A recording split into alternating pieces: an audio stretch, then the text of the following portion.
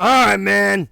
This podcast has been a battle to get through this whole thing.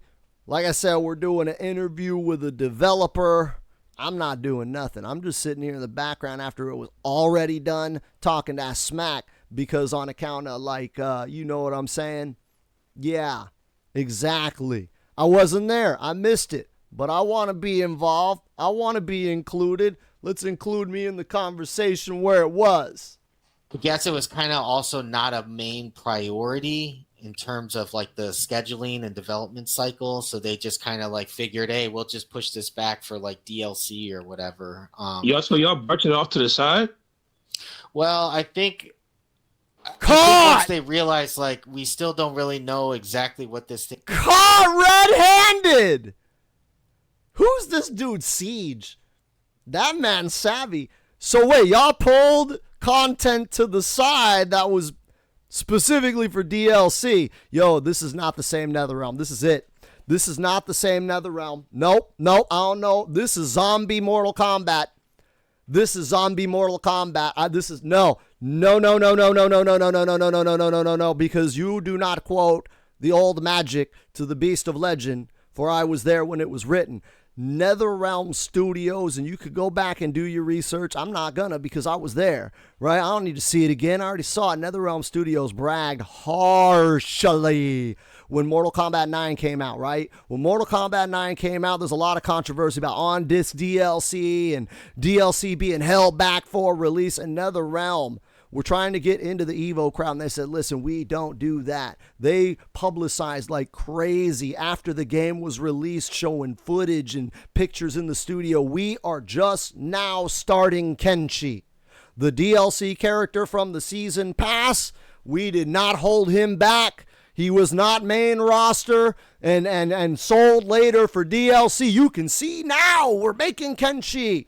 Because we're not the bad guys. Please support us. And you know what? I have brought that story up many times on my stream. Many times I was like, dog, NetherRealm, man, they were the good guys, dog. Remember when Kenshi came out? They proved it, dog. And then they did that for other DLC after that when Injustice came out. And I believe the first character for Injustice was Batgirl. Right? And they were showing that, look, we are working on Batgirl right now. As you guys know, we don't hold back DLC. They built their, because remember, I've been here from then, right? So I've been buying those games on that sentiment, right? They built up that positive trust.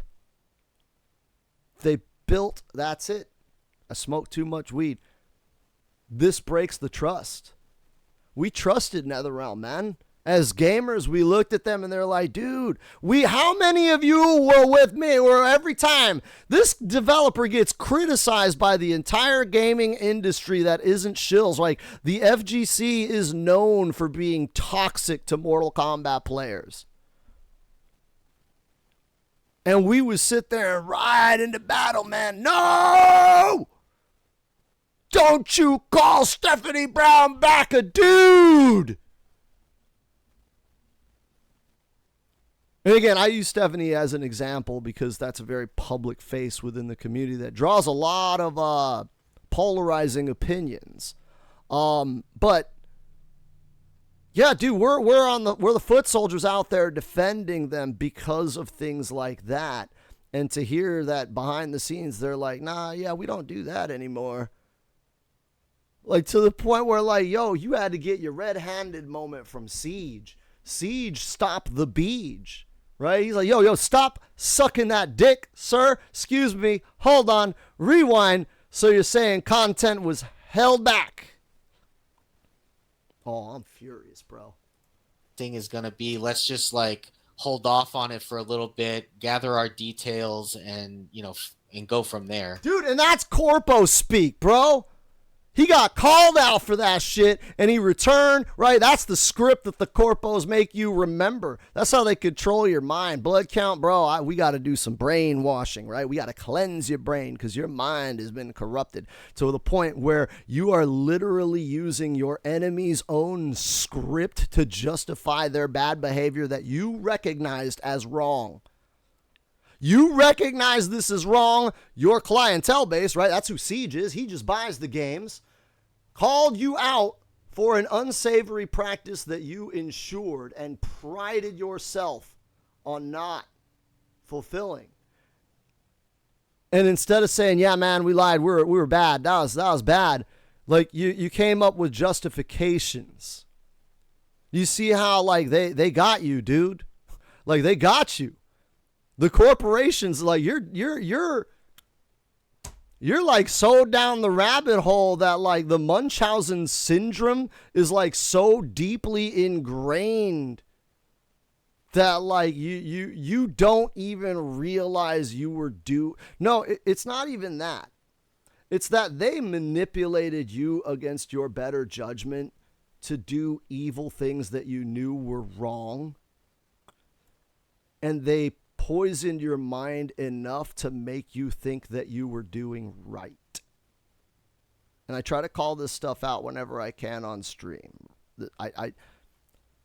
Because like I said, man, I am the anti-corpo guy. And shocker, I'm also very, very conservative.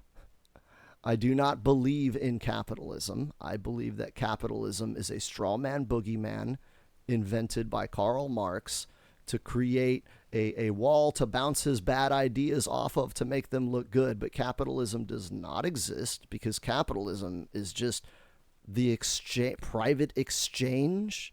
So like, wait a minute. There's only two kinds of things, private and government, private and public, right?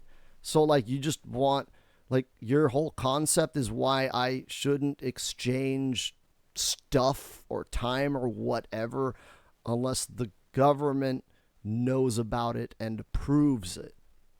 And you have all these weird listen, I'm not getting into that, man. I just want to say that I've been anti-corpo from the start, man. I don't fall for their manipulation or their gaslighting. And every time I make anti-corporate rants, a lot of the commies come out and they think that I'm one of them. And it's like, no, you're deluded. But yeah, I hope this shows to you how insidious these corporations are. Okay? Because I always recognize these corporations for what they are. They are inhuman entities who exist specifically to grow at your expense. That's it. That's what a corporation is at its very core. An inhuman entity, right? It's not a human. It's many humans working in collective, in a collective direction. An inhuman entity that exists. They do exist, but only to grow, right? That's what they do. They just got to grow the numbers at your expense. Literally, it is expensive. You buy the stuff or you pay for the service. Corporations are inhuman entities that exist to grow at your expense. Never, ever forget it. Do not quote their mantras. Do not follow their rules. Do not recognize their authority. They're not even fucking human. Bloodcount, you're a good dude, man. You're a good dude, and your brain was like poisoned by this corpo garbage to the point where you're trying to justify evil and you know it. My heart goes out to you, bro. Anything you need, I'm here for you. Like anything. Just reach out to me. Because, yeah, that shit took a dark turn. What are we at, 9 minutes? Yeah, next clip.